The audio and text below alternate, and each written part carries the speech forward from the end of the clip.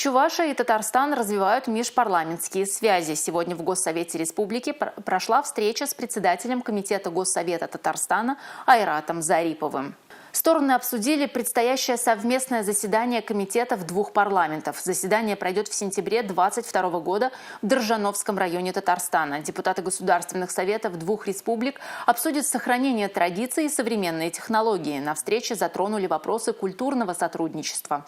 Взаимных выставок художников, фотографов, обсудили возможности гастролей творческих коллективов. Выбран специально, а в этом районе более 40% проживают чувашей. И как раз там мы проведем встречу двух комитетов. Действительно, самая близкая нам республика, татары.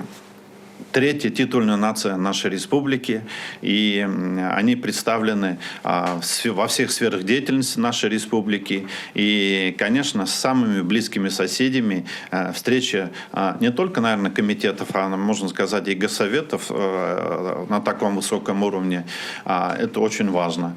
Считаю, что наши республики, они очень близки, и наши народы очень близки, и должно быть очень интенсивное межпарламентское сотрудничество. Позволит нам открыть новые перспективы нашего сотрудничества парламентского.